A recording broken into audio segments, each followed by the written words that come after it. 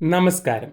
Calicut university FYUGP രണ്ടാം semester MDC multi disciplinary course Malayalam സിനിമയും സാഹിത്യവും എന്ന പേപ്പറുടെ ക്ലാസ് നമ്മൾ ഇന്ന് തുടങ്ങുകയാണ്. ഇന്ന് നമ്മൾ ചർച്ച ചെയ്യാൻ പോകുന്നത് നീല വെളിച്ചം എന്ന് പറയുന്ന കഥയാണ്. വൈക്കം മുഹമ്മദ് ബഷീറിൻ്റെ നീല വെളിച്ചം ഈ പേപ്പറിൽ പഠിക്കാൻ പ്രത്യേകം കാര്യമുണ്ട്. ഇതിൻ്റെ പശ്ചാത്തലത്തിൽ പിൽക്കാലത്ത് വന്ന 2 സിനിമകൾ നമുക്ക് പഠിക്കാനുണ്ട്. അപ്പോൾ ആദ്യം നമുക്ക് ഈ നീല വെളിച്ചം കഥയൊന്ന് മനസ്സിലാക്കാം. അപ്പോൾ ബഷീറിൻ്റെ കഥയാണ്, നമുക്ക് ഒരുപാട് ബുദ്ധിമുട്ടൊന്നുമില്ല ഇത് വായിച്ചെടുക്കാൻ വേണ്ടി. അപ്പോൾ നമുക്ക് ജസ്റ്റ് ഈ കഥയൊന്ന് നോക്കാം. നീല വെളിച്ചം. നീല വെളിച്ചം എന്ന ഈ കഥ എൻ്റെ ജീവിതത്തിലെ അത്ഭുത സംഭവങ്ങളിൽ ഒന്നാണ്. സംഭവത്തേക്കാൾ നല്ലത് അത്ഭുതത്തിൻ്റെ ഒരു കുമിള എന്ന് പറയുന്നതായിരിക്കും. ശാസ്ത്രത്തിൻ്റെ സൂചി കൊണ്ട് ഇതിനെ കുത്തിപ്പൊട്ടിക്കാൻ ഞാൻ ശ്രമിച്ചിട്ടുണ്ട്, പക്ഷേ എന്നെ കൊണ്ട് പൊട്ടിക്കാൻ കഴിയുന്നില്ല. കാരണം ഈ ശാസ്ത്രത്തിൻ്റെ സൂചി കൊണ്ട് പൊട്ടിക്കാൻ ശ്രമിച്ചിട്ടുണ്ടെന്ന് പറഞ്ഞു കഴിഞ്ഞാൽ ലോജിക്ക് വെച്ച് ഞാൻ ചിന്തിക്കുമ്പം ഈ സംഭവം, അതായത് ഇതിലൊത്തൊരു പ്രേത കഥയാണ് പറയുന്നത്. അപ്പോൾ ശാസ്ത്രത്തിൻ്റെ സൂചി കൊണ്ട് ഇതിനെ ഞാൻ കുത്തിപ്പൊട്ടിക്കാൻ ശ്രമിച്ചു എന്ന് പറഞ്ഞാൽ ഞാൻ ലോജിക്ക് വെച്ച് ആലോചിച്ച് നോക്കി, അങ്ങനെയൊന്നും ഇല്ല എന്നൊക്കെ ചിന്തിച്ച് നോക്കി. പക്ഷേ എനിക്കത് പൊട്ടിക്കാൻ കഴിഞ്ഞിട്ടില്ല എന്ന് പറഞ്ഞു കഴിഞ്ഞാൽ എന്നാലും അതെന്നെ ചുറ്റി വരിയുന്നു. കാരണം എൻ്റെ അനുഭവമാണ്. ഒരുപക്ഷെ നിങ്ങൾക്ക് കഴിഞ്ഞേക്കാം വിശകലനം ചെയ്ത് വ്യാഖ്യാനിക്കാനും. ഇതിനെ ഞാൻ അത്ഭുത സംഭവം എന്ന് ആദ്യം പറയട്ടെ. അപ്പോൾ നിങ്ങൾക്ക് കഴിയാം എന്തിന് ഇത് പിന്നെ ശാസ്ത്രത്തിൻ്റെ സൂചി വെച്ചിട്ട് ഇതിനെ കുത്തിപ്പൊട്ടിക്കാൻ, ഇതൊന്നും നടക്കില്ല എന്നൊക്കെ പറയാൻ നിങ്ങൾക്ക് കഴിഞ്ഞേക്കാം. വിശകലനം ചെയ്യാനും വ്യാഖ്യാനിക്കാനും ഒക്കെ കഴിഞ്ഞേക്കാം.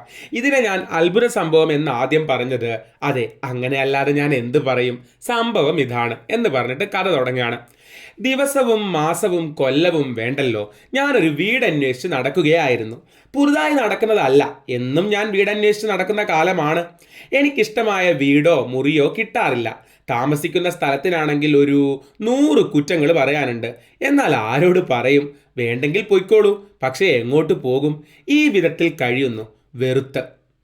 മനസ്സിലായോ? അങ്ങനെ അദ്ദേഹം കഴിയുന്ന കാലം, താമസിക്കാനൊരു സ്ഥലമൊന്നും കിട്ടാതെ കഴിയുന്ന കാലം. ഇങ്ങനെ ഞാൻ വെറുത്ത എത്ര വീടുകളും എത്ര മുറികളും ഉണ്ടെന്നോ. ഇതിപ്പോൾ ആരുടെയും കുറ്റമല്ല. എനിക്കിഷ്ടമില്ല, ഞാൻ പോകുന്നു. ഇഷ്ടമുള്ള വേറൊരാൾ എൻ്റെ സ്ഥാനത്ത് വരുന്നു. ഇങ്ങനെയാണല്ലോ വാടക വീടുകൾ. അദ്ദേഹം വാടക വീട് അന്വേഷിച്ച് നടക്കുന്ന കാലത്തെക്കുറിച്ചാണ് പറയുന്നത്. എന്നാൽ വീടുകൾക്ക് വളരെ ക്ഷാമമുള്ള കാലമാണ്. 10 കൊടുത്താൽ കിട്ടുമായിരുന്നത് 60 കൊടുത്താലും കിട്ടാനില്ല. ഇങ്ങനെ ഞാൻ നടക്കുമ്പോൾ നിൽക്കുന്നു ഒരു വീട്. ഒരു ചെറിയ മാളികയാണ്, ഭാർഗവീ നിലയം. ടൗണിൻ്റെ ബഹളങ്ങളിൽ നിന്നെല്ലാം അകലെ, ഏതാണ്ട് മുനിസിപ്പൽ അതിർത്തിയിൽ വാടകയ്ക്ക് കൊടുക്കാനെന്ന വളരെ പഴയ ഒരു ബോർഡുണ്ട്. അപ്പോൾ ഇത്രത്തോളം നാട്ടിൽ വാടകയ്ക്ക് വീട് കിട്ടാതിരിക്കുമ്പം ഭാർഗവീ നിലയം എന്ന് പറയുന്ന മാളിക വാടകയ്ക്ക് കൊടുക്കാനുണ്ട് എന്ന് പറയുന്ന ബോർഡും വെച്ചിട്ട് ആളില്ലാതെ ഇരിക്കുമ്പം തന്നെ സംതിങ് ഫിഷി നമുക്ക് തോന്നാം അല്ലേ? എനിക്കാകെ പിടിച്ചു. വീട് പഴക്കമുള്ളതാണ്. ഒറ്റ നോട്ടത്തിൽ എന്തോ പോലൊക്കെ തോന്നും. സാരമില്ല, താമസിക്കാൻ കൊള്ളാമല്ലോ. മുകളിൽ 2 മുറിയും ഒരു പോർട്ടിക്കോയും, താഴത്ത് 4 മുറികൾ, കൂടാതെ കുളിമുറിയുമുണ്ട്, അടുക്കളയും ഉണ്ട്. വെള്ളത്തിന് പൈപ്പും വെളിച്ചത്തിന് ഇലക്ട്രിസിറ്റി മാത്രമില്ല. അടുക്കളയുടെ മുമ്പിൽ ഒരു കിണർ, അതിനടുത്ത് പറമ്പിൽ മൂലയിൽ കക്കൂസ്. മുറ്റത്തുള്ള കിണർ വളരെ പഴയതാണ്. ചുറ്റും കല്ല് കെട്ടിയിട്ടുണ്ട്. പറമ്പിൽ ധാരാളം വൃക്ഷങ്ങൾ, പറമ്പിന് ചുറ്റും മതിൽക്കെട്ട്. പബ്ലിക് റോഡിൻ്റെ അരികത്താണ് വീട്. ഞാൻ സന്തോഷത്തോടെ അത്ഭുതപ്പെട്ടു. എന്തുകൊണ്ട് ആ കെട്ടിടം ഇതുവരെ ആരും എടുത്തില്ല? വളരെ സുന്ദരിയായ ഒരു സ്ത്രീയെ, ഇവളെ ആരെയും കാണിക്കരുത്, ഒരു പർദ്ദയിട്ട് മൂടണം. ഇങ്ങനെയുള്ള ഒരു ഭാവമാണ് ആ പഴയ മാളിക എന്നിലുണ്ടാക്കിയത്. മീൻസ് ആ മാളിക ആരെയും കാണിക്കരുത്, പർദ്ദയിട്ട് മൂടണം എന്ന് പറഞ്ഞു കഴിഞ്ഞാൽ എനക്കെന്നത് വാടകയ്ക്ക് എടുക്കണം എന്നുള്ളതാണ്. ഞാൻ പരിഭ്രമിച്ചു. ഓടി ചാടി പണം കടം വാങ്ങി 2 മാസത്തെ വാടക അഡ്വാൻസ് ആയി കൊടുത്ത്, വേറെ ആണെങ്കിലും ഇത് ഇത്രയും നല്ലൊരു മാളിക വാങ്ങിച്ച് കളയുന്നതിനാണ്, അഡ്വാൻസ് ആയി കൊടുത്ത് താക്കോൽ വാങ്ങി. എന്തിന്? ഞൊടിയുടെ കൊണ്ട് താമസം മാളികയുടെ മുകളിലേക്ക് മാറ്റി. സാമാനങ്ങൾ കൊണ്ടുവന്ന വണ്ടിക്കാർ ഭയന്ന മട്ടിൽ അകത്തു കടക്കാതെ സാമാനങ്ങൾ ഗേറ്റിന് വെളിയിൽ വെച്ചു. അപ്പോൾ എന്തോ പ്രശ്നമുണ്ട് അവിടെ. അന്ന് തന്നെ പുതിയൊരു ഹരിക്കെയിൻ വിളക്കും വാങ്ങിച്ചു, മണ്ണെണ്ണയും. മുകളിലും താഴെയും എല്ലാ മുറികളും അടുക്കളയും കുളിമുറിയും ഒക്കെ ഞാൻ തന്നെ അടിച്ചുവാരി വെള്ളം തളിച്ച് ശുദ്ധമാക്കി. ചവറ് വളരെ ഉണ്ടായിരുന്നു, പൊടി വളരെ ഉണ്ടായിരുന്നു. അപ്പോൾ തന്നെ എല്ലാ മുറികളും കഴുകി ഒന്നുകൂടി ക്ലീനാക്കി. തുറക്കാത്ത ഒരു മുറി, അതപ്പോൾ ഞാൻ തുറന്നില്ല. ഞാൻ കുളിച്ചു. ആകെക്കൂടി ഒരു സമാധാനമായി. അങ്ങനെ ഞാൻ ആ കിണറ്റിൻ്റെ കൽക്കെട്ടിലിരുന്നു. എന്തൊരാഹ്ലാദമാണെന്നോ എനിക്കുണ്ടായത്. ചുമ്മാ ഇരുന്ന് സ്വപ്നം കാണാം, പറമ്പിലെല്ലാം ഓടി നടക്കാം, മുറ്റത്തൊരു തോട്ടമുണ്ടാക്കണം, അധികവും പനിനീർ ചെടികളായിരിക്കണം, മുല്ലയും വേണം. ഞാൻ വിചാരിച്ചു. ഒരരിവെപ്പുകാരൻ, ഒരു കുക്ക്, അല്ലേ വേണ്ട, സൊല്ലയാണത്. കാലത്തെ കുളി കഴിഞ്ഞ് ചായ കുടിക്കാൻ പോകുമ്പോൾ തെർമോ ഫ്ലാസ്കിൽ നിറയെ ചായ കൊണ്ടുവരിക. ഉച്ചയ്ക്കൂണിന് ഹോട്ടലിൽ ഏർപ്പാട് ചെയ്യാം. രാത്രിയും അവരിങ്ങോട്ട് കൊടുത്തയക്കുമായിരിക്കും. പിന്നെ പോസ്റ്റ്മാനെ കണ്ട് അഡ്രസ്സ് മാറിയ വിവരം പറയണം. എഴുത്തുകാരനല്ലേ ഇദ്ദേഹം, അപ്പോൾ ഒരുപാട് കത്തുകളൊക്കെ വരുമല്ലോ. അഡ്രസ്സ് മാറിയ വിവരം പറയണം. സ്ഥലം മറ്റാർക്കും പറഞ്ഞു കൊടുക്കരുതെന്നും പറയണം. അതെന്തുകൊണ്ടാണ് അങ്ങനെ ഞാനിവിടെ താമസിക്കുന്നത് പറഞ്ഞു കൊടുക്കരുത്, എഴുത്തുകാരനാണ്, ഒരുപാട് ആൾക്കാരൊക്കെ വന്ന് ബുദ്ധിമുട്ടിച്ച് കഴിഞ്ഞാൽ ഏകാന്തമായിരുന്നു എഴുതാൻ പറ്റില്ല. അതുകൊണ്ടാണ്. ഏകാന്ത സുന്ദരങ്ങളായ രാത്രികൾ, ഏകാന്ത സുന്ദരങ്ങളായ പകലുകൾ, വളരെ എഴുതാം. അപ്പോൾ അവിടെ എത്തിയതിൻ്റെ ആഘോഷം കേട്ടോ, അത്രയും നല്ലൊരു വീട് വാടകയ്ക്ക് കിട്ടിയതിൻ്റെ. ഇങ്ങനെയൊക്കെ വിചാരിച്ചുകൊണ്ട് ഞാൻ കിണറ്റിലേക്ക് നോക്കി. വെള്ളമുണ്ടോ ഇല്ലയോ എന്ന് കാണാൻ സാധിക്കുന്നില്ല. നിറയെ ചെടികൾ എന്തെല്ലാമോ വളർന്നു നിൽക്കുന്നു. ഞാനൊരു കല്ലെടുത്തിട്ടു. ബ്ലും, എന്തൊരു മുഴക്കം! വെള്ളമുണ്ട്. ഇത്രയും പകൽ 11 മണിക്കാണ്. ആ സമയത്താണ് ഇത്രയും ചെയ്തത്. തലേ ദിവസം രാത്രി ഒരുപോലെ കണ്ണ് ഞാൻ ഉറങ്ങിയിട്ടുണ്ടായിരുന്നില്ല. രാത്രി തന്നെ ഹോട്ടലിലെ കണക്ക് തീർത്തു. ഇങ്ങോട്ടേക്ക് വീട് മാറിയല്ലേ. വീട്ടുടമസ്ഥനെ കണ്ട് വിവരം പറഞ്ഞു. ക്യാൻവാസ് കട്ടിൽ മടക്കി കെട്ടി, ഗ്രാമഫോൺ, റിക്കാർഡുകൾ, പാട്ട് കേൾക്കാൻ വേണ്ടിയിട്ടുള്ളത് കേട്ടോ, പഴയ കാലത്ത്, എല്ലാം അടുക്കി കെട്ടി ഭദ്രമാക്കി. പെട്ടിപ്രമാണങ്ങൾ, ചാരുകസേര, ഷെൽഫ് എന്ന് വേണ്ട സ്വത്തുക്കളെല്ലാം ശരിപ്പെടുത്തി. നേരം പരപരാ വെളുത്തപ്പോൾ 1-2 വണ്ടികളിൽ സാമാനങ്ങളുമായി പോരുകയാണ് ചെയ്തത്. അങ്ങനെയാണ് ഈ വീട്ടിലേക്ക് എത്തിയിരിക്കുന്നത്. ഞാൻ പുതിയ വസതിയുടെ, ഏതാണ്, ഭാർഗവി നിലയം അല്ലേ, ഞാൻ പുതിയ വസതിയുടെ, പുതിയ വീടിന്റെ വാതിലുകളെല്ലാം അടച്ച് മുൻവശം പൂട്ടി. റോഡിലിറങ്ങി, ഗേറ്റും അടച്ചു. അങ്ങനെ ഗമയിൽ താക്കോലും പോക്കറ്റിലിട്ട് നടന്നു. ഞാൻ വിചാരിച്ചു, ഇന്ന് രാത്രി ആരുടെ പാട്ട് കൊണ്ടാണ് പുതിയ വീട് ഉദ്ഘാടനം ചെയ്യേണ്ടത്. ഇദ്ദേഹം പാട്ടുകൾ ഒരുപാട് ഇഷ്ടപ്പെടുന്നു, ഗ്രാമഫോണും റെക്കോർഡൊക്കെ കൊണ്ടുവന്നിട്ടുണ്ട്. എൻ്റെ പക്കൽ 100-ലധികം റിക്കാർഡുകളുണ്ട്. ഇംഗ്ലീഷ്, അറബിക്, ഹിന്ദി, ഉറുദു, തമിഴ്, ബംഗാളി, മലയാളത്തിൽ ഒന്നുമില്ല. പാടാൻ കഴിവുള്ളവരുണ്ട്, അവരുടെ റിക്കാർഡുകളും ഉണ്ട്. എന്നാൽ അതിൻ്റെ എല്ലാം ഡയറക്ഷൻ മോശമാണ്. മലയാളത്തിൽ ഇപ്പോൾ നല്ല മ്യൂസിക് ഡയറക്ടർമാരും പാട്ടുകാരും ഉണ്ടായി വരുന്നുണ്ട്. മലയാള റെക്കോർഡുകൾ കുറേ വാങ്ങണം. ഞാൻ വിചാരിച്ചു, ഇന്നാദ്യമായി ആരുടെ പാട്ട് വെക്കും? ഭാർഗവി നിലയത്തിൽ പുതുതായി താമസം തുടങ്ങിയല്ലേ. Pankaj Mallick, Dilip Kumar Roy, Saigal, Bing Crosby, Paul Robeson, Abdul Karim Khan, Kanan Devi, Kumari Manjudas Gupta, Khurshid, Jyoti Hare, MS Subbulakshmi, ഇങ്ങനെ ഒരു 10-20 പേരെ ഞാൻ ഓർമ്മിച്ചു. ഒടുവിൽ ഞാൻ തീർച്ചയാക്കി. ദൂരദേശവാസിത വന്നിരിക്കുന്നു എന്നൊരു പാട്ടുണ്ട്. ദൂരദേശിക്ക രഹനെ വാല ആയ എന്ന് പറയുന്ന ഒരു പാട്ടുണ്ട് എന്ന് തുടങ്ങുന്നത്. അതാരാണ് പാടിയിരിക്കുന്നത്? പെണ്ണോ ആണോ? എന്തോ ഓർമ്മ വന്നില്ല. വന്നിട്ട് നോക്കാം. അങ്ങനെ ഞാൻ പോയി. അദ്ദേഹത്തിൻ്റെ ഉള്ളിലുള്ള ചിന്തകളാട്ടോ. ആദ്യമായി പോസ്റ്റ് ശിപ്പായിയെ കണ്ടു. പോസ്റ്റ്മാനെ കണ്ടു.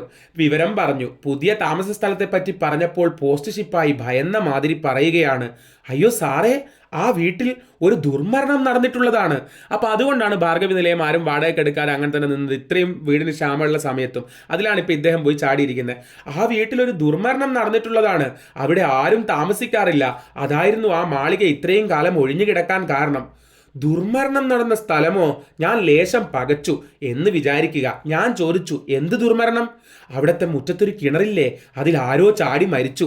അതിനുശേഷം ആ വീട്ടിൽ സ്വൈരമില്ല. പലരും താമസിച്ചു. രാത്രി വാതിലുകൾ പടേ നടയ്ക്കും, പൈപ്പ് തുറന്നിടും. അപ്പോൾ യക്ഷിക്കഥ കേട്ടോ, പ്രേതമുണ്ട്. വാതിലുകൾ പടേ നടയ്ക്കും, പൈപ്പ് തുറന്നിടും. അത്ഭുതം തന്നെ. ആ 2 പൈപ്പിനും കൊളുത്തും തായും ഉണ്ടായിരുന്നു. വഴിയെ പോകുന്നവർ മതിൽ ചാടിക്കടന്ന് കുളിക്കുന്നത് കൊണ്ടാണ് പൈപ്പ് പൂട്ടിയിരുന്നതെന്നാണ് വീട്ടുടമസ്ഥൻ പറഞ്ഞത്. പക്ഷേ വീട്ടുടമസ്ഥൻ വാടക കിട്ടാൻ വേണ്ടിയിട്ട് ഇതൊന്നും പറഞ്ഞു കൊടുക്കൂലല്ലോ, ഇങ്ങനൊരു പ്രേതമുണ്ടെന്നൊന്നും പറഞ്ഞു കൊടുക്കൂലല്ലോ. എന്നാൽ കുളിമുറിക്കകത്തുള്ള പൈപ്പിന് അതിൻ്റെ ആവശ്യമുണ്ടായിരുന്നോ എന്ന് ചോദിക്കാൻ അപ്പോൾ തോന്നിയില്ല. അപ്പം ഇതുകൊണ്ടായിരുന്നു അതൊക്കെ എങ്ങനെ ചെയ്തു വെച്ചിരുന്നത്. പോസ്റ്റ് ശിപ്പായി തുടർന്നു, കഴുത്തിന് ഞെക്കിപ്പിടിക്കും. സാറിനോട് ഇതാരും പറഞ്ഞില്ലേ? പ്രേതത്തിൻ്റെ കാര്യം കേട്ടോ. ഞാൻ വിചാരിച്ചു, ഓ നന്നായിരിക്കുന്നു, 2 മാസത്തെ വാടകയും മുൻകൂർ കൊടുത്തിട്ടുണ്ട്, എന്ത് ചെയ്യും? ഞാൻ പറഞ്ഞു, എവിടെ നിന്നൊക്കെയോ കടമൊക്കെ വാങ്ങി വാടകയൊക്കെ കൊടുത്തതാണ്, അതിന് തിരിച്ചു കിട്ടുമോ? ഇല്ലല്ലോ. അപ്പോൾ ഇനിയിപ്പോൾ എന്ത് ചെയ്യും? ഞാൻ പറഞ്ഞു, ഓ അതൊന്നും സാരമില്ല, അതൊക്കെ ഒരു മന്ത്രത്തിൻ്റെ പണിയേ ഉള്ളൂ. ഏതായാലും എനിക്കുള്ള എഴുത്തുകളും മറ്റും അങ്ങോട്ട് എത്തിക്കാൻ ഏർപ്പാട് ചെയ്യണം. ബഷീർ ധൈര്യത്തിൽ തന്നെ നിന്നു. ഇത്രയും ഞാൻ ധീരതയോടെ പറഞ്ഞു. ഞാൻ ധീരനോ ഭീരുവോ അല്ല. സാധാരണ എല്ലാവരും ഭയപ്പെടുന്നതിനെ ഞാനും ഭയപ്പെടുന്നു. അതുകൊണ്ട് ഭീരുവാണെന്ന് തന്നെ പറയാം. ഇതുപോലുള്ള സന്ദർഭങ്ങളിൽ നിങ്ങൾ എന്താണ് ചെയ്യുക എന്ന് നമ്മളോട് ചോദിക്കാം. എൻ്റെ നടപ്പ് വളരെ സാവധാനത്തിലായി. എന്ത് ചെയ്യണം? ഒരനുഭവത്തിന് വേണ്ടി സാധാരണമായി ഞാൻ അനുഭവം ഉണ്ടാക്കാറില്ല. പക്ഷേ അനുഭവം താനേ വരുന്നെങ്കിലോ? പക്ഷേ എന്താണ് വരാൻ പോകുന്നത്? അങ്ങനെ ടെൻഷനായി. എന്താ ഈ വീട്ടിൽ നിന്ന് ഇനി വരാൻ പോകുന്നേ? ഭാർഗവി നിലയത്തിൽ നിന്ന് പ്രേതെങ്ങാനും വന്നിട്ട് ഞെക്കി പിടിച്ചു കഴിഞ്ഞാലോ? ഞാനൊരു ഹോട്ടലിൽ കയറി ചായ കുടിച്ചു. ഊണിന് വലിയ ആവശ്യം തോന്നിയില്ല. അടിവയറ്റിൽ തീ പിടിച്ച മാതിരി. അതുപോലത്തെ ന്യൂസല്ലേ കേട്ടെ? വിശപ്പും കഷ്ടി. ഊണ് പതിവായി എത്തിക്കേണ്ട കാര്യത്തെപ്പറ്റി ഹോട്ടൽക്കാരനോട് ഞാൻ പറഞ്ഞു. സ്ഥലം ഏതാണെന്ന് അറിഞ്ഞപ്പോൾ അയാളും പറഞ്ഞു, പകൽ വേണമെങ്കിൽ എത്തിക്കാം, രാത്രി പിള്ളേരാരും അങ്ങോട്ട് വരികില്ല. ഒരു പെണ്ണവിടെ കിണറ്റിൽ ചാടി ചത്തു. അവൾ അവിടെ എങ്ങാനും നിൽക്കും. സാറിന് പ്രേതങ്ങളെ പേടിയില്ലേ? നാട് മൊത്തം ഇത് പാട്ടാണ്, അതുകൊണ്ടാണ് ആ വീട് ആരും വാങ്ങാത്തത്. എൻ്റെ പകുതി ഭയം പോയി. പെണ്ണാണല്ലേ ഞാൻ പറഞ്ഞു. അപ്പോൾ പെൺപ്രേരാന്ന് കേട്ടപ്പോഴത്തേക്ക് ഇയാളുടെ പകുതി പേടിയും പോയി പോലും. എൻ്റെ പകുതി ഭയം പോയി. പെണ്ണാണല്ലേ ഞാൻ പറഞ്ഞു. ഓ, അതിലൊന്നും സാരമില്ല, പോരെങ്കിൽ മന്ത്രമുണ്ട്. എന്ത് മന്ത്രമാണെന്ന് എനിക്ക് തന്നെ അറിഞ്ഞുകൂടായിരുന്നു. പക്ഷെ പെണ്ണാണ്, ഞാൻ പറഞ്ഞില്ലേ, പകുതി സമാധാനമായി. ലേശം പശിമൊക്കെ കാണും. ഞാൻ അവിടെ നിന്ന് അടുത്തുള്ള ഒരു ബാങ്കിൽ കയറി. അവിടെ എൻ്റെ 2-3 സ്നേഹിതന്മാർ ക്ലാർക്കന്മാരായുണ്ട്. അവരോടും വിവരം പറഞ്ഞു. അവർ എന്നെ ദേഷ്യപ്പെട്ടു. മണ്ടത്തരമാണ് കാണിച്ചത്. ആ കെട്ടിടത്തിൽ പ്രേതബാധയുണ്ട്. പുരുഷന്മാരെയാണ് അധികവും ഉപദ്രവിക്കാറ്. അവൾക്ക് പുരുഷവിദ്വേഷമുണ്ടല്ലേ? അത് കൊള്ളാം. ഒരാൾ പറഞ്ഞു, ഭാർഗവി നിലയം വാടകയ്ക്ക് എടുക്കുന്നതിന് മുമ്പ് ഞങ്ങളോടൊന്ന് പറയാൻ വയ്യായിരുന്നോ? അങ്ങനെയാണെങ്കിൽ ഞങ്ങൾ സമ്മതിക്കില്ലായിരുന്നല്ലോ എന്ന് സുഹൃത്തുക്കൾ പറയാണ്. ഞാൻ പറഞ്ഞു, ഇങ്ങനെയൊക്കെ ആണെന്ന് അപ്പോൾ ആരറിഞ്ഞു? ഒന്ന് ചോദിക്കട്ടെ, ആ പെണ്ണ് എന്തിന് കിണറ്റിൽ ചാടി മരിച്ചു? പ്രേമം. വേറൊരാൾ പറഞ്ഞു, അവളുടെ പേര് ഭാർഗവി എന്നായിരുന്നു. വയസ്സ് 21, BA പാസ്സായി. അതിനെല്ലാം മുമ്പ് ഒരാളുമായി സ്നേഹമായിരുന്നു, വലിയ ലവ്. എന്നിട്ട് പുള്ളി വേറൊരുത്തിയെ കല്യാണം കഴിച്ചു. ഭാർഗവി കിണറ്റിൽ ചാടി മരിക്കുകയും ചെയ്തു. എൻ്റെ ഭയം മുക്കാലെ അരക്കാലും പോയി. അതാണല്ലേ പുരുഷവിദ്വേഷത്തിന് കാരണം? ഞാൻ പറഞ്ഞു, ഭാർഗവി എന്നെ ഉപദ്രവിക്കുകയില്ല. എന്താ കാരണം? ഞാൻ പറഞ്ഞു, മന്ത്രം. മന്ത്രം കാണാമല്ലോ. രാത്രി കിടന്ന് അയ്യോ പൊത്തോ എന്ന് നിങ്ങൾ നിലവിളിക്കും. ഞാനൊന്നും പറഞ്ഞില്ല. ഞാൻ തിരികെ മാളികയിൽ വന്നു. കതകുകളും ജനാലകളും തുറന്നു. എന്നിട്ട് താഴെ ഇറങ്ങി കിണറ്റിൻ്റെ അടുത്ത് ചെന്നു. ഭാർഗവിക്കുട്ടി. ആ കിണറ്റിൻ്റെ അടുത്ത് ചെന്നിട്ട് പ്രേതത്തെ സങ്കല്പിച്ച് ഇദ്ദേഹം വിളിക്കുകയാണ്, ഭാർഗവിക്കുട്ടി. ഞാൻ പതുക്കെ വിളിച്ചു. തമ്മിൽ പരിചയമില്ല. ഞാനിവിടെ താമസിക്കാൻ വന്ന ആളാണ്. അയാൾ ഭാർഗവിക്കുട്ടിയോടായിട്ട് പറയാണ്, ഭാർഗവിക്കുട്ടി മരിച്ച് പ്രേതമായിട്ട് കിടക്കുന്ന ആളാണ്. ഭാർഗവിക്കുട്ടിയുടെ പ്രേതം അവിടെ ഉണ്ട് എന്നാണ് പറയുന്നത്. അപ്പോൾ അവളെ സങ്കല്പിച്ചിട്ട് പറയാണ്, തമ്മിൽ പരിചയമില്ല, ഞാനിവിടെ താമസിക്കാൻ വന്ന ആളാണ്. ഞാൻ വളരെ നല്ല മനുഷ്യനാണെന്നാണ് എൻ്റെ അഭിപ്രായം. നിത്യബ്രഹ്മചാരി. ഭാർഗവിക്കുട്ടിയെപ്പറ്റി വളരെ അപവാദങ്ങൾ ഞാൻ കേട്ടു കഴിഞ്ഞു. നീ ഇവിടെ ആളുകളെ താമസിപ്പിക്കില്ല, രാത്രി പൈപ്പുകൾ തുറന്നിടും, വാതിലുകൾ പടേ നടക്കും, ആളുകളുടെ കഴുത്തിന് ഞെക്കിപ്പിടിക്കും. ഈ വിധമൊക്കെ ഞാൻ കേട്ടു. ഞാനിപ്പോൾ എന്താ ചെയ്യുക? 2 മാസത്തെ വാടക മുൻകൂർ കൊടുത്തു കഴിഞ്ഞിരിക്കുന്നു. എൻ്റെ കയ്യിൽ കാശു കുറവ്. എനിക്ക് ഭാർഗവിക്കുട്ടിയുടെ ഈ വീട് നന്നായി പിടിച്ചിട്ടുമുണ്ട്. ഭാർഗവിയുടെ സ്വന്തം പേരിലാണല്ലോ വീട്, ഭാർഗവീ നിലയം. എനിക്കിവിടെ ഇരുന്ന് ജോലി ചെയ്യണം. അതായത് കഥകൾ വല്ലതുമൊക്കെ എഴുതണം. ഭാർഗവിയോടായിട്ട് സങ്കല്പിച്ചിട്ട് പറയണേ. ഇടയ്ക്കൊന്ന് ചോദിക്കട്ടെ, ഭാർഗവിക്കുട്ടിക്ക് കഥകൾ ഇഷ്ടമാണോ? എങ്കിൽ ഞാൻ എഴുതുന്നതെല്ലാം ഭാർഗവിക്കുട്ടിയെ വായിച്ച് കേൾപ്പിക്കാം. എന്താ? അപ്പം നിങ്ങൾക്ക് ഇത് പിക്ചറൈസ് ചെയ്യാൻ പറ്റണേ. ഇദ്ദേഹം ഇത് എഴുതിയിട്ട് വായു നോക്കിയിട്ട് വായിച്ച് കേൾപ്പിക്കാമെന്ന്. ഭാർഗവിക്കുട്ടി വിസിബിൾ അല്ലല്ലോ, പ്രേതമല്ലേ, മരിച്ചുപോയില്ലേ. എനിക്ക് ഭാർഗവിക്കുട്ടിയോട് യാതൊരു വഴക്കുമില്ല. കാരണം ഒന്നും ഉണ്ടായിട്ടില്ലല്ലോ. നേരത്തെ ഞാനൊരു കല്ലെടുത്ത് കിണറ്റിലിട്ടു. രാവിലെ നേരത്തെ കിണറ്റിലിട്ടത് പറഞ്ഞ ഓർമ്മയില്ലേ? ഓർക്കാതെ ചെയ്തതാണ്. മേലിൽ അങ്ങനെ ഒന്നും എന്നിൽ നിന്നും ഉണ്ടാവില്ല. ക്ഷമിക്കണം കേട്ടോ ഭാർഗവിക്കുട്ടി. എൻ്റെ പക്കൽ 1-ാം തരം ഒരു ഗ്രാമഫോണുണ്ട്. 1-ാം തരം 10-100 പാട്ടുകളുമുണ്ട്. നിനക്ക് സംഗീതം ഇഷ്ടമാണോ? ഇത്രയും പറഞ്ഞിട്ട് ഞാൻ ചുമ്മാതിരുന്നു. ഞാൻ ആരോടാണ് സംസാരിക്കുന്നത്? എന്തും വിഴുങ്ങുവാൻ സന്നദ്ധമായി വാപൊളിച്ചു നിൽക്കുന്ന കിണറിനോടാണോ? അവിടെ നോക്കിയിട്ടാണ് സംസാരിക്കുന്നത്. വൃക്ഷങ്ങൾ, വീട്, വായു, ഭൂമി, ആകാശം, പ്രപഞ്ചം, ആരോടാണ്? എൻ്റെ മനസ്സിലെ അസ്വസ്ഥതയോടാണോ? ഞാൻ വിചാരിച്ചു, ഒരാശയത്തോടാണ് ഞാൻ സംസാരിക്കുന്നത്. ഭാർഗവി. അവളെ ഞാൻ കണ്ടിട്ടില്ല. 21 വയസ്സുണ്ടായിരുന്ന ഒരു യുവതി. അവളൊരു പുരുഷനെ ഗാഢമായി സ്നേഹിച്ചു. ആ പുരുഷന്റെ ഭാര്യയായി, ജീവിതകാല സഖിയായി. അങ്ങനെ ജീവിക്കുന്നത് അവൾ സ്വപ്നം കണ്ടു. പക്ഷേ ആ സ്വപ്നം, അതങ്ങനെ സ്വപ്നമായി തീർന്നു. നൈരാശ്യം, നിരാശ അവളെ പിടികൂടി. അപമാനവും. ഭാർഗവിക്കുട്ടി, ഞാൻ പറഞ്ഞു, നീ അങ്ങനെ ചെയ്യേണ്ടിയിരുന്നില്ല. എങ്ങനെ ചെയ്യേണ്ടിയിരുന്നില്ല? കിണറ്റിൽ ചാടി ആത്മഹത്യ ചെയ്യേണ്ടിയിരുന്നില്ല. നീ അങ്ങനെ ചെയ്യേണ്ടിയിരുന്നില്ല. നിന്നെ ഞാൻ പഴിക്കുകയാണെന്ന് വിചാരിക്കരുത്. നിനക്കിഷ്ടം തോന്നിയ പുരുഷൻ നിന്നെ വേണ്ടത്ര സ്നേഹിച്ചില്ല. അയാൾ വേറൊരു സ്ത്രീയെ കൂടുതലായി സ്നേഹിച്ചു. അതുകൊണ്ട് ജീവിതം നിനക്ക് കയ്പ് നിറഞ്ഞതായി തീർന്നു. ശരിയാണത്. എന്നാൽ ജീവിതം അങ്ങനെ കയ്പ് നിറഞ്ഞതല്ല. പോകട്ടെ. നിന്നെ സംബന്ധിച്ചിടത്തോളം ഇനി ചരിത്രം ആവർത്തിക്കപ്പെടുകയില്ല. അതായത് ഇത് പല ഘട്ടങ്ങളിലായിട്ട് ഭാർഗവിക്കുട്ടിയെ സങ്കല്പിച്ച് ഭാർഗവിക്കുട്ടിയോടായിട്ട് ഇദ്ദേഹം സംസാരിക്കുന്നതാണ്. ഭാർഗവിക്കുട്ടി, ഞാൻ നിന്നെ കുറ്റപ്പെടുത്തുകയാണെന്ന് വിചാരിക്കരുത്. സത്യമായും നീ പ്രേമത്തിന് വേണ്ടി ആയിരുന്നോ മരിച്ചത്? പ്രേമം അനന്തമായ ജീവിതത്തിന്റെ പൊൻപുലരിയാണ്, അറ്റമില്ലാത്ത സംഭവമാണ്. മണ്ടിക്കഴുതയായ നിനക്ക് ഒരു ചുക്കും അറിഞ്ഞുകൂടായിരുന്നു. അതാണ് നിന്റെ ഈ പുരുഷ വിദ്വേഷം തെളിയിക്കുന്നത്. നിനക്കാകെ കൂടി ഒരു പുരുഷനെ പരിചയമുണ്ടായിരുന്നു എന്ന് വെക്കുക. വാറത്തിന് വേണ്ടി അയാൾ നിന്നെ ദ്രോഹിച്ചു എന്നും വെക്കൂ. എന്നാൽ ആ ചില്ലിലൂടെ മറ്റു പുരുഷന്മാരെ നോക്കുന്നത് ശരിയാണോ? ആത്മഹത്യ ചെയ്യാതെ കുറെ കാലം കൂടി ജീവിച്ചിരുന്നെങ്കിൽ നിന്റെ ധാരണ തെറ്റാണെന്ന് നിനക്ക് അനുഭവപ്പെടുമായിരുന്നു. ബഷീർ ഈ എളുപ്പമുള്ള കഥയിലൂടെ പറയുന്ന വലിയ കാര്യങ്ങൾ ശ്രദ്ധിക്കണേ. ഒരു പ്രേമ നൈരാശ്യത്തിൽ ഭാർഗവിക്കുട്ടി നീ ആത്മഹത്യ ചെയ്യുമ്പോൾ നീ ആത്മഹത്യ ചെയ്യാണ്ട് പിടിച്ചിരുന്നെങ്കിൽ നിന്റെ ഈ ധാരണ, ഏത് പുരുഷന്മാരൊക്കെ പ്രശ്നക്കാരാണ്, മോശക്കാരാണെന്നുള്ള ധാരണ നീ ഒരു പുരുഷൻ ചതിച്ചതുകൊണ്ടല്ലേ നിനക്ക് ഉണ്ടായത്. കുറെ കാലവും കൂടി നീ പിടിച്ചു നിന്നിരുന്നെങ്കിൽ അത് മാറുമായിരുന്നു. മീൻസ് നല്ല പുരുഷന്മാരെ നീ കാണുമായിരുന്നു. എന്നിട്ട് ഈ വരി എനിക്ക് വളരെ ഇഷ്ടമാട്ടോ. എന്നിട്ട് പറയാണ്, നീ കുറച്ചുകൂടി ജീവിച്ചിരുന്നെങ്കിൽ നിന്നെ സ്നേഹിക്കാനും എൻ്റെ ഈശ്വരി എന്ന് വിളിച്ച് നിന്നെ ആരാധിക്കുവാനും ആളുണ്ടാകുമായിരുന്നു. എന്തൊരു നഷ്ടമാണ് ഭാർഗവിക്കുട്ടി പിന്നെ ഉണ്ടാക്കിയതെന്ന് നോക്കൂ. ഒരു പുരുഷൻ ചരിച്ചു എന്നും പറഞ്ഞിട്ട് ആത്മഹത്യ ചെയ്തു. അവൾ ഒന്ന് പിടിച്ചിരുന്നെങ്കിൽ അവളെ സ്നേഹിക്കാൻ ഇനിയും പുരുഷന്മാരുണ്ടായിരുന്നേനെ. നിന്നെ സ്നേഹിക്കാനും എൻ്റെ ഈശ്വരി എന്ന് വിളിച്ച് നിന്നെ ആരാധിക്കുവാനും ആളുണ്ടാകുമായിരുന്നു. ഇനി ഇപ്പോൾ ഞാൻ പറഞ്ഞില്ലേ, നിന്നെ സംബന്ധിച്ചിടത്തോളം ഇനി ചരിത്രം ആവർത്തിക്കപ്പെടുകയില്ല. നിന്റെ ചരിത്രം മുഴുവനും അറിയാൻ ഭാർഗവിക്കുട്ടി എന്തു വഴി? നീ ഏതായാലും എന്നെ ഉപദ്രവിക്കരുത്. ഇതൊരു വെല്ലുവിളിയല്ല, വെറും ഒരു അപേക്ഷ. നീ എന്നെ ഇന്ന് രാത്രി ഞെക്കിക്കൊല്ലുകയാണെങ്കിൽ നിന്നോട് പകരം ചോദിക്കാൻ ആരും ഉണ്ടാവില്ല. ചോദിക്കാൻ കഴിയുമെന്നു വെച്ചിട്ടല്ല, ആരും ഉണ്ടാവില്ലെന്ന് സാരം. എന്താണെന്നോ, എനിക്ക് ആരുമില്ല. ഭാർഗവിക്കുട്ടിക്ക് ഇപ്പോൾ സംഗതി മനസ്സിലായല്ലോ. നമ്മളിവിടെ താമസിക്കുന്നു, അതായത് ഞാൻ താമസിക്കാൻ വിചാരിക്കുന്നു. ന്യായത്തിന് കിണറും വീടുമെല്ലാം എൻ്റേതാണ്, വാടക കൊടുത്താണല്ലോ. അത് പോകട്ടെ, നീ താഴത്തെ 4 മുറിയും കിണറും ഉപയോഗിച്ചു കൊള്ളുക. അടുക്കളയും കുളിമുറിയും നമുക്ക് പപ്പാതി. എന്താ, ഇഷ്ടായോ? അങ്ങനെ ഇദ്ദേഹം ഈ പ്രേതത്തിനോട് സംസാരിച്ചുകൊണ്ടിരിക്കുകയാണ്, അവൾ മുമ്പിലുണ്ടെന്ന് സങ്കല്പിച്ചുകൊണ്ട്. രാത്രിയായി. ഊണും കഴിച്ച് തെർമോ ഫ്ലാസ്ക് നിറയെ ചായയുമായി ഞാൻ വന്നു. എൻ്റെ കയ്യിലിരുന്ന ഇലക്ട്രിക് ടോർച്ച് തെളിച്ചു വെച്ചിട്ട് ഞാൻ ഹരിക്കെയിൻ വിളക്ക് കൊളുത്തി. മഞ്ഞ വെളിച്ചത്തിൽ മുറി മുങ്ങി. ഇലക്ട്രിക് വിളക്കുമായി ഞാൻ താഴെ ഇറങ്ങി. നല്ല ഇരുട്ടിൽ കുറേ സമയം അനങ്ങാതെ നിന്നു. എൻ്റെ ഉദ്ദേശം പൈപ്പുകൾ പൂട്ടാനാണ്. ഞാൻ ജനലുകളെല്ലാം തുറന്നു മലർത്തി. എന്നിട്ട് കിണറ്റിനരികെ അടുക്കളയുടെ അടുത്ത് ചെന്നു. അപ്പോൾ തോന്നി പൈപ്പുകൾ പൂട്ടരുത്. ഞാൻ അങ്ങനെ വാതിലുകൾ അടച്ച് സാക്ഷയിട്ട് കോവണി പടി കയറി മുകളിൽ വന്ന് ശകലം ചായ കുടിച്ചു. എന്നിട്ടൊരു ബീഡി വലിച്ചുകൊണ്ട് ചാരു കസേരയിൽ ഇരുന്നു. അങ്ങനെ ഞാൻ എഴുതാൻ തുടങ്ങുകയാണ്. അപ്പോൾ എനിക്ക് തോന്നി എൻ്റെ കസേരയുടെ പിന്നിൽ ഭാർഗവി നിൽപ്പുണ്ട്. ഞാൻ പറഞ്ഞു, ഞാൻ എഴുതിക്കൊണ്ടിരിക്കുമ്പോൾ ആരെങ്കിലും നോക്കുന്നത് എനിക്കിഷ്ടമല്ല. ഭാർഗവി ഉണ്ടെന്ന് തോന്നിയിട്ട് അവളോടായിട്ട് പറയാം. ഞാൻ തിരിഞ്ഞു നോക്കി, ആരുമില്ല. എന്തോ തുടർന്ന് എഴുതാൻ മനസ്സ് വന്നില്ല. ഞാനൊരു കസേര എടുത്ത് മുമ്പിലിട്ടു. ഭാർഗവിക്കുട്ടി ഇതിലിരുന്നോ? ശൂന്യമായ കസേര. കണ്ടോ, അവിടെ ഭാർഗവി ഇല്ലല്ലോ, മരിച്ചുപോയില്ലേ, ഉണ്ടെന്ന് വിചാരിച്ച് പറയാണ്. ഞാൻ എണീറ്റ് 2 മുറികളിലായി ലാത്തി തുടങ്ങി. കാറ്റില്ല. വെളിയിൽ വൃക്ഷങ്ങളുടെ ഇലകൾ പോലും അനങ്ങുന്നില്ല. ഞാൻ ജനാല വഴി താഴത്തേക്ക് നോക്കുമ്പോൾ ഒരു വെളിച്ചം. നീലയോ ചുവപ്പോ മഞ്ഞയോ എന്താണെന്ന് അറിഞ്ഞുകൂടാ. ഒരു നിമിഷ നേരമേ കണ്ടുള്ളൂ. ഓ, ചുമ്മാ ഭാവനയാണ്, ഞാൻ തന്നെത്താൻ പറഞ്ഞു. ആ വെളിച്ചം കണ്ടത് തന്നെ എന്ന് എനിക്ക് സത്യം ചെയ്യാൻ സാധ്യമല്ല. തോന്നലാവാം, എങ്കിലും കാണാതെ കണ്ടുവെന്ന് തോന്നുന്നത് എങ്ങനെ? മിനുങ്ങായിരിക്കുമോ? ഞാൻ വളരെ സമയം അങ്ങനെ നടന്നു. വളരെ സമയം ജനാലകളുടെ മുമ്പിൽ നിന്നു. വിശേഷം ഒന്നുമില്ല. എന്തെങ്കിലും വായിക്കാൻ നോക്കി. ഏകാഗ്രത കിട്ടുന്നില്ല. ശൂന്യമായ കസേര. നേരത്തെ ഉറങ്ങാമെന്ന് വിചാരിച്ച് കിടക്ക വിരിച്ച് വിളക്കണച്ചു. അപ്പോൾ തോന്നി ഒരു റെക്കോർഡ് വെക്കണം. വീണ്ടും വിളക്ക് കൊളുത്തി. ഗ്രാമഫോൺ തുറന്നു വെച്ചു. ഒരു പുതിയ സൂചി സൗണ്ട് ബോക്സിൽ ഫിറ്റ് ചെയ്തു.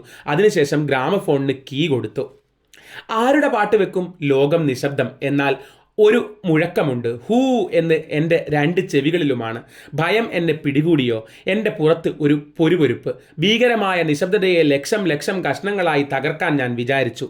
അതിനാരുടെ പാട്ട് വേണം? അതായത് സൈലൻസ് മാറാൻ വേണ്ടി ഒരു പാട്ട് വെക്കാന്നുള്ളതാണ്. അങ്ങനെ തിരിഞ്ഞ് അമേരിക്കയിലെ നീഗ്രോ ഗായകനായ പോൾ റോബ്സന്റെ ഒരു റെക്കോർഡ് എടുത്തു വെച്ചു. ഉടനെ ഗ്രാമഫോൺ പാടി തുടങ്ങി. അതായത് വീട്ടിൽ നിന്നുണ്ടായ ആ അസ്വസ്ഥതയിൽ ഒരു പാട്ട് കേൾക്കാൻ വിചാരിക്കുകയാണ്. മധുരവും ഗംഭീരവുമായ പുരുഷ ശബ്ദം. Joshua fit the battle of Jericho. അത് തീർന്നു. പിന്നീട് പങ്കജ് മല്ലിക്കാണ്.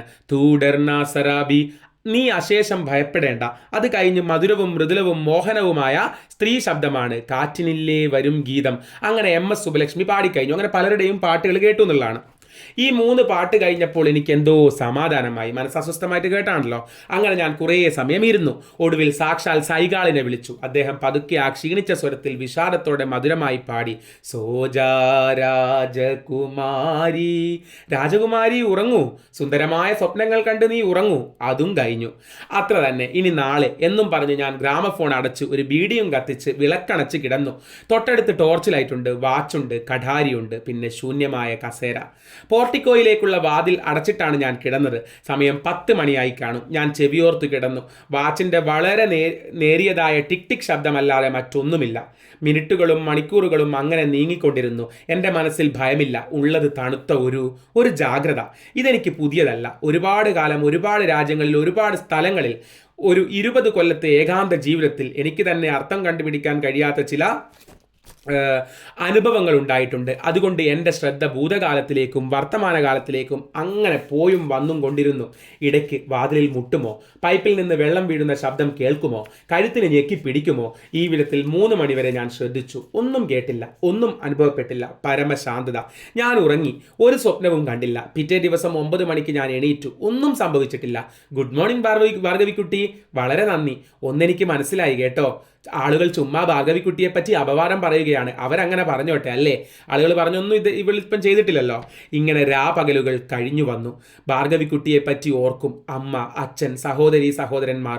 അറിയാത്ത കഥകൾ കുറേ കാണുമല്ലോ. മിക്ക രാത്രികളിലും എഴുതി ഞാൻ ക്ഷീണിക്കുമ്പോൾ റെക്കോർഡ് വെക്കും. പാട്ടിന് മുമ്പേ തന്നെ ആരാണ് പാടുന്നത്, പാട്ടിൻ്റെ സാരം എന്ത്, ഇതൊക്കെ ഞാൻ നേരത്തെ അനൗൺസ് ചെയ്യും. അതായത് പാട്ട് വെച്ചിട്ട് അതിൻ്റെ ഡീറ്റെയിൽസ് ഒക്കെ ഭാർഗവിക്കായിട്ട് പറഞ്ഞു കൊടുക്കുകയാണ്. ഞാൻ പറയും, ദാ ഈ വരുന്ന പാട്ടുണ്ടല്ലോ, പങ്കജ് മല്ലിക് എന്ന മഹാനായ ബംഗാളി ഗായകൻ്റെതാണ്. ദുഃഖമയമാണ് പാട്ട്, ഓർമ്മകളെ ഉണർത്തുന്നതാണ്. കഴിഞ്ഞുപോയ കാലങ്ങളുണ്ടല്ലോ, ശ്രദ്ധിച്ചു കേട്ടോളൂ.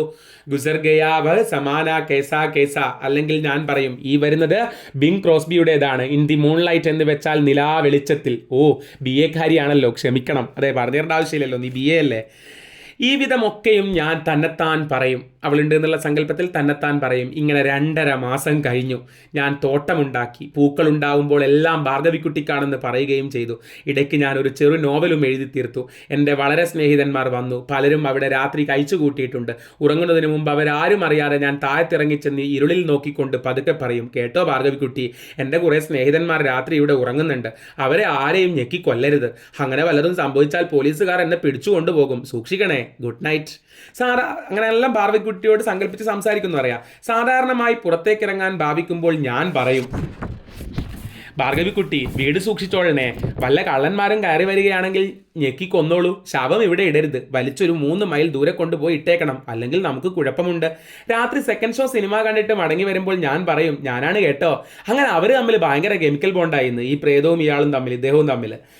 ഇത്രയെല്ലാം പുതുമോടിക്ക് ഞാൻ പറഞ്ഞതാണ്. കാലം കുറേ അങ്ങ് കഴിഞ്ഞപ്പോൾ ഞാൻ ഭാർഗവിയെ മറന്നു.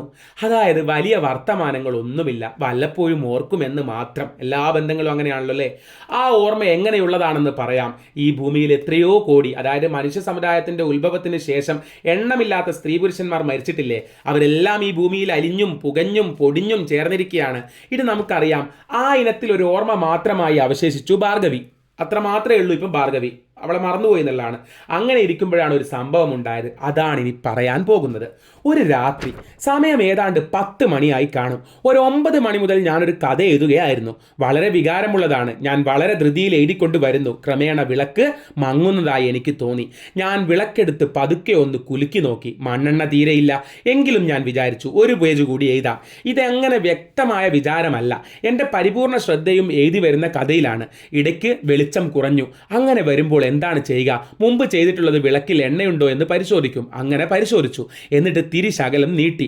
എന്നിട്ട് എഴുതുകയാണ്. കുറേ കഴിഞ്ഞപ്പോൾ വീണ്ടും വെളിച്ചം കുറഞ്ഞു. വീണ്ടും തിരിനീട്ടി. എന്നിട്ട് എഴുതി തുടങ്ങി. പിന്നെയും വിളക്ക് മങ്ങി. വീണ്ടും തിരിനീട്ടി.